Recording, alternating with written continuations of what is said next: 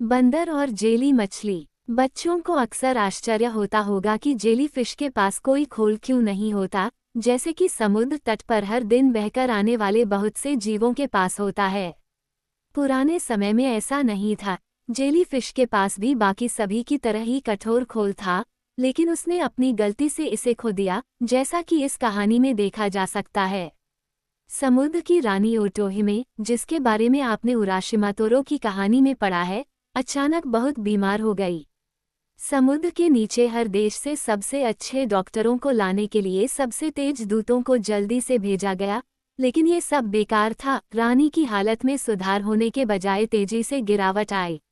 हर कोई लगभग उम्मीद छोड़ चुका था, जब एक दिन एक डॉक्टर आया जो बाकी सभी से ज्यादा चतुर था, और उसने कहा कि केवल एक चीज जो उसे ठीक कर सकती है वह है एक बंदर का जिगर।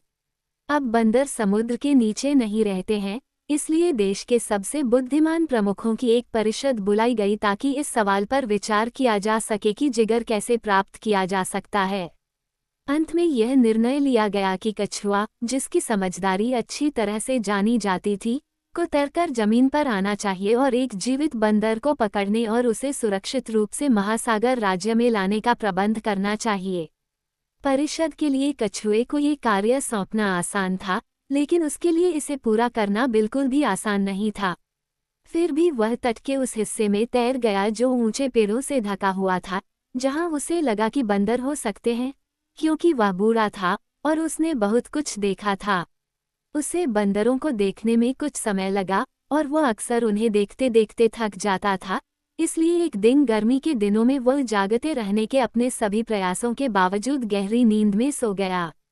धीरे धीरे कुछ बंदर, जो पेड़ों की चोटियों से उसे देख रहे थे, जहां वे कछुए की आंखों से सावधानी से छिपे हुए थे, चुपचाप नीचे आ गए और उसे घूरते हुए खड़े हो गए, क्योंकि उन्होंने पहले कभी कछुआ नहीं देखा था और वे नहीं जानते थे कि इसका क्या मतलब है।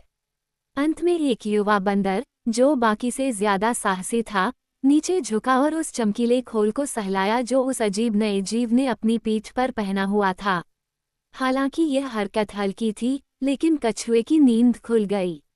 उसने एक झटके में बंदर का हाथ अपने मुंह में दबा लिया और उसे कसकर पकड़े रखा, हालांकि वह उसे खींचने की हर कोशिश कर रहा था। दूसरे वानरों ने देखा कि कछुए के साथ खिलवाड़ नहीं किया जा सकता, इसलिए वे भाग गए और अपने छोटे भाई को उसके हाल पर छोड़ दिया। फिर कछुए ने बंदर से कहा, अगर तुम चुप रहोगे और जो मैं कहूँगा वो करोगे, तो मैं तुम्हें कोई नुकसान नहीं पहुँचाऊंगा। लेकिन तुम्हें मेरी पीठ पर चढ़ना होगा और मेरे साथ आना होगा।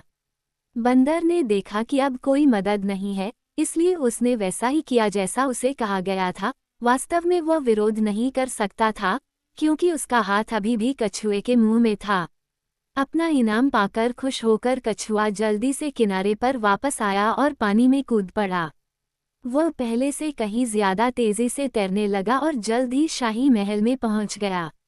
जब उसे आते देखा गया तो सेवकों में खुशी की चीखें गूंज उठीं और उनमें से कुछ लोग दौड़कर रानी को ये बताने गए कि बंदर वहां है और कुछ ही देर में वह पहले जैसी स्वस्थ हो जाएगी।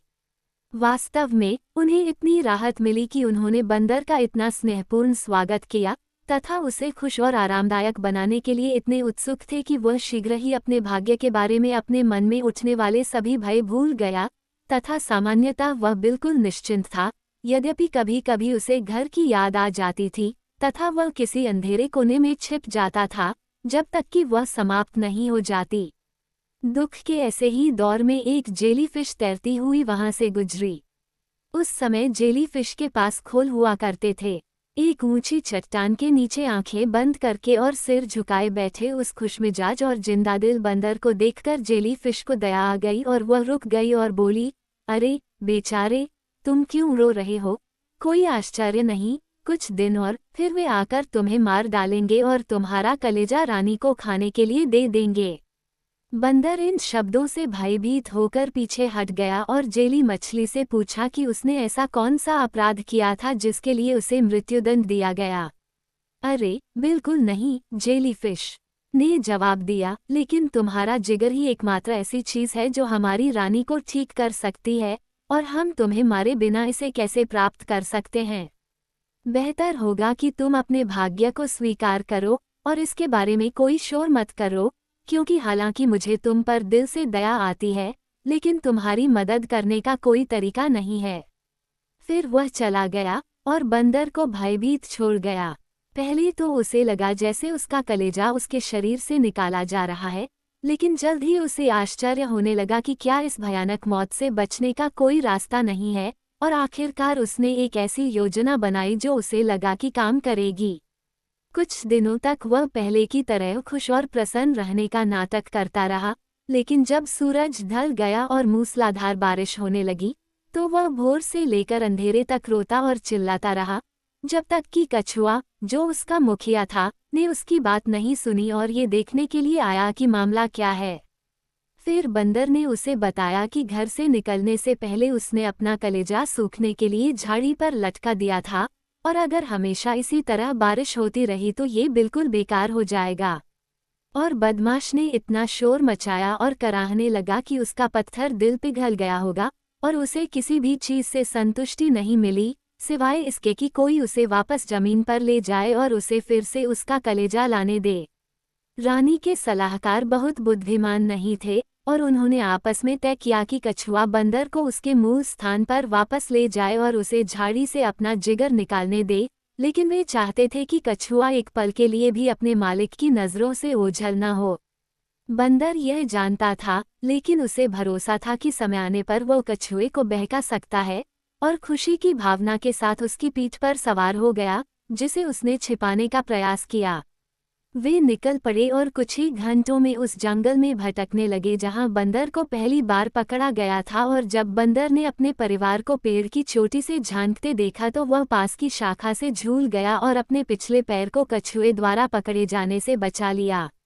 उसने उन्हें अपने साथ हुई सारी भयानक घटनाएं बताईं और युद्ध की पुकार लगाई, जिससे पड़ोसी पहाड़ियों से बाकी जनजाति के लोग वहां आ गए। उसके एक शब्द पर वे एक साथ उस बदकिस्मत कछुए की ओर दौड़े, उसे उसकी पीठ पर लिटा दिया और उसके शरीर को ढंकने वाली ढाल को फाड़ दिया। फिर मजाक उड़ाते हुए उन्होंने उसे किनारे और समुद्र में ढूंढा, जहां वह जीवित पहुंच गया। बेहोश और थका हुआ वह रानी के महल में घुसा, क्योंकि पानी की ठंड उसके नंगे शरीर पर लग रही थी और उसे बीमार और दुखी महसूस हो रहा था। लेकिन वह कितना भी दुखी क्यों न हो, उसे रानी के सलाहकारों के सामने पेश होना पड़ा और उन्हें सब कुछ बताना पड़ा जो उसके साथ हुआ था और उसने बंदर को कैसे भागने दिया। लेकिन जैसा कि कभी कभी होता है, कछुए को बिना किसी दंड के जाने दिया गया, तथा उसका कवच उसे वापस दे दिया गया, तथा सारी सजा बेचारी जेलीफिश को भुगतनी पड़ी, जिसे रानी ने हमेशा के लिए कवचविहीन रहने की सजा सुनाई।